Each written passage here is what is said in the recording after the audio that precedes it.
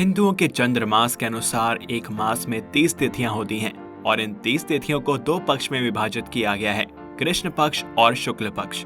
एक पक्ष 15 दिन का होता है। कृष्ण पक्ष में अमावस्या आखिरी तिथि होती है और शुक्ल पक्ष में पूर्णिमा आखिरी तिथि होती है। पूर्णिमा के बाद दूसरे माह का प्रारंभ हो जाता है। वर्ष के 12 माह के अनुसार 12 पूर्णिमा होती हैं। वैसे तो सभी पूर्णिमा के नाम महीनों के नाम पर ही रखे गए हैं, जैसे चैत्र मास की चैत्र पूर्णिमा, फाल्गुन माह की फाल्गुन पूर्णिमा, परंतु कुछ पूर्णिमाओं को विशेष नामों से जाना जाता है। साथ ही सभी पूर्णिमा का महत्व भी अलग अलग होता है। आज इस वीडियो में हम सभी पूर्णिमाओं के नाम और महत्व के विषय में जानेंगे, तो इसलिए इसमें अंत तक हमारे साथ बने रहें। किंतु आगे बढ़ने से पहले अगर आप चैनल पर नए हैं तो इसको सब्सक्राइब कर लें और बेल आइकन को प्रेस कर लें और हमारे साथ बोलें जय सिया राम। भगवान से जुड़े रहस्य, लोक कथाएं और सच जाने तेरे मेरे राम ऐप पर। भगवान के सच्चे भक्तों के लिए प्रभु से सदैव जुड़े रहें। भक्तों के लिए राम का नाम सर्वप्रथम और तेरे मेरे राम ऐप के लिए राम के भक्त सर्वप्रथम।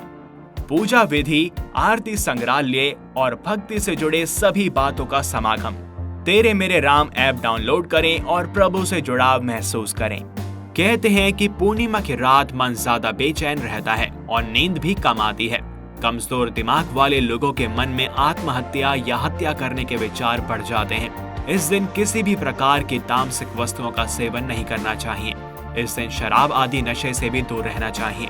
इसके शरीर पर ही नहीं, आपके भविष्य पर भी दुष्परिणाम हो सकते हैं। वैज्ञानिकों के अनुसार इस दिन चंद्रमा का प्रभाव काफी तेज होता है। इन कारणों से शरीर के अंदर खून में न्यूरॉन सेल्स क्रियाशील हो जाते हैं और ऐसी स्थिति में इंसान ज्यादा उत्तेजित या भावुक रहता है।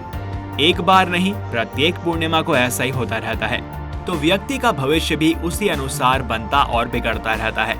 जिन्हें मंदाग्नि रोग होता है या जिनके पेट में चय उपचय की क्रिया शिथिल होती है, तब अक्सर सुनने में आता है कि ऐसे व्यक्ति भोजन करने के बाद नशा जैसा महसूस करते हैं और नशे में न्यूरॉन सेल्स शिथिल हो जाते हैं, जिससे दिमाग का नियंत्रण शरीर पर कम और भावनाओं पर ज्यादा केंद्रित हो जाता है। ऐसे व्यक्तियों पर चंद्रमा का प्रभाव गलत दिशा लेने लगता है। इस कारण पूर्णिमा व्रत का पालन रखने की सलाह दी जाती है। तो चलिए अब जानते हैं 12 पूर्णिमाएं कौन सी हैं और इनका क्या महत्व है। नंबर 1, चैत्र पूर्णिमा। पुराणों के अनुसार चैत्र पूर्णिमा पर विधि विधान से पूजा करने पर श्री हरि विष्णु की विशेष कृपा मिलती है। चंद्रदेव व्रती को मनोवांछित फल देते हैं। पतित पावनी गंगा में स्नान से सभी दुख दूर हो जाते हैं। दान करने से चंद्रदेव प्रसन्न होते हैं और जीवन में समृद्धि का आशीर्वाद देते हैं। पुराणों में वर्णित है कि इस दिन आप तुलसी स्नान करके माता लक्ष्मी की विशेष कृपा भी पा सकते हैं। चैत्र पूर्णिमा के दिन यूं तो पूजा से ही श्री हरि विष्णु और चंद्रदेव प्रसन्न हो जाते हैं, लेकिन कुछ मंत्र हैं जिनकी उपासना से विशेष फल मिलता है और ये मंत्र है: ओम नमो भगवते वासुदेवाय नमः, ओम नमो नारायण, ओम चंद्राय नमो नमः। इन मंत्रों का जाप एक माला करना होता है, यानी कि 108 बार। इनका उच्च ध्वनि से उच्चारण करने से श्री हरि विष्णु और चंद्रदेव जल्द ही प्रसन्न हो जाते हैं। नंबर 2, वैशाख। इसे वैशाख पूर्णिमा के अलावा बुद्ध पूर्णिमा भी कहते हैं। इस दिन भगवान बुद्ध का जन्म हुआ था। वैशाख पूर्णिमा के दिन सूर्य अपनी उच्च राशि मेष में और चंद्र भी अपनी उच्च राशि तुला में रहते हैं। मान्यता है कि वैशाख पूर्णिमा के दिन गंगा स्नान करके दान पुण्य करने से कुंभ में स्नान के समान ही पुण्य प्राप्त होता है। इस पूर्णिमा को पीपल पूर्णिमा भी कहते हैं, क्योंकि इस दिन पीपल की पूजा करने से ग्रह और पितृ दोष का निवारण हो जाता है। वैशाख माह की पूर्णिमा के दिन धर्मराज व्रत रखा जाता है। नंबर 3, ज्येष्ठ। ज्येष्ठ महीने की पूर्णिमा को देव स्नान पूर्णिमा भी कहा जाता है। इस दिन तीर्थ स्नान, दान और व्रत करने से समस्त कामनाओं की पूर्ति होती है। साथ ही इस दिन विवाहित महिलाएं व्रत कर पति की लंबी आयु के लिए वट यानी बरगद के पेड़ की उपासना करती हैं। इसलिए इसे वट पूर्णिमा भी कहते हैं। वट सावित्री का व्रत रखा जाता है। इसके अतिरिक्त इस दिन बिल पत्रों से उमा महेश्वर की पूजा की जाती है। नंबर 4, आषाढ़। आषाढ़ पूर्णिमा के दिन वेद व्यास जी का जन्म हुआ था, इसलिए इस दिन व्यास जयंती मनाते हैं और व्यास जी की पूजा करते हैं। व्यास जी ने वेदों का विभाजन किया, पुराणों की रचना की और इस कारण से आषाढ़ पूर्णिमा की तिथि को गुरु पूर्णिमा मानते हैं। इस दिन गुरुजनों की पूजा करने का विधान है। आषाढ़ पूर्णिमा के दिन पवित्र नदियों में स्नान करने से पाप मिटते हैं और दान करने से पुण्य की प्राप्ति होती है। नंबर 5, श्रावण। श्रावणी पूर्णिमा के दिन रक्षाबंधन का त्योहार होता है। दक्षिण भारत में पश्चिमी घाट सहित सभी समुद्री क्षेत्रों में हिंदू कैलेंडर अनुसार श्रावण पूर्णिमा को नारियल पूर्णिमा कहा जाता है। इस दिन दोनों क्षेत्रों में दान पुण्य के साथ गोदान करने से जीवन में चल रही समस्त समस्याओं से छुटकारा मिलता है। नंबर 6, भाद्रपद। भाद्रपद महीने की पूर्णिमा को व्रत और स्नान दान करने से समस्त कष्टों से छुटकारा मिलता है और जीवन में सुख समृद्धि आती है। इसके साथ ही 16 दिनों का श्राद्ध पक्ष शुरू हो जाता है। साथ ही महिलाएं इस दिन उमा महेश्वर का व्रत रखकर शिव और पार्वती की पूजा करती हैं। नंबर 7, अश्विनी।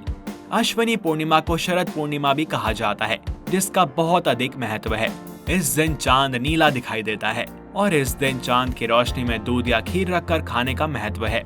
इस दिन कोजागर व्रत के साथ लक्ष्मी कुबेर की पूजा भी की जाती है और इस दिन के बाद से ही कार्तिक मास के स्नान दान व्रत नियम आदि प्रारंभ होते हैं। नंबर 8, कार्तिक। कार्तिक पूर्णिमा कार्तिक मास के शुक्ल पक्ष को मनाया जाता है। यह दिन बहुत विशेष है क्योंकि माना जाता है कि इसी दिन भगवान शिव जी ने त्रिपुरासुर नामक राक्षस का वध करके उसका संहार किया था। यही कारण है कि इस दिन को त्रिपुरी पूर्णिमा भी कहा जाता है। मान्यता है कि कार्तिक पूर्णिमा के दिन भगवान विष्णु के मत्स्य अवतार का जन्म हुआ था। इस दिन गंगा स्नान करना चाहिए। इससे पूरे वर्ष गंगा स्नान का फल प्राप्त होता है। आमतौर पर इस दिन गंगा स्नान के बाद दीपदान किया जाना चाहिए। इस दीपदान को 10 यज्ञों के समान माना जाता है। कार्तिक पूर्णिमा को देव दीपावली के नाम से भी जाना जाता है। माना जाता है कि कार्तिक पूर्णिमा के दिन जो भक्त पूरी श्रद्धा भाव से पूजा करते हैं उन्हें अपनी सभी समस्याओं से राहत मिलती है। यहाँ तक कि जन्म कुंडली में मौजूद दोषों को भी इस दिन पूजा करके दूर किया जा सकता है।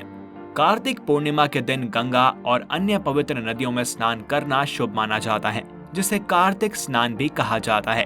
शास्त्रों में कार्तिक पूर्णिमा का विशेष महत्व है। इस दिन उपवास रखने से और पूजा पाठ करने से सभी दुखों को मिटाया जा सकता है। यह बहुत शुभ दिन माना जाता है। नंबर 9, मार्गशीर्ष। मार्गशीर्ष की पूर्णिमा के दिन श्री दत्तात्रेय जयंती मनाई जाती है। मार्गशीर्ष माह की इस पूर्णिमा को आगहन पूर्णिमा भी कहा जाता है। इस दिन गंगा आदि नदियां व पवित्र तीर्थ स्थलों पर स्नान दान करने से समस्त मनोकामनाओं की पूर्ति होती है। नंबर 10, पौष। पौष की पूर्णिमा के दिन बनारस में दशाश्वमेध तथा प्रयाग में त्रिवेणी संगम पर स्नान करना बहुत महत्वपूर्ण होता है।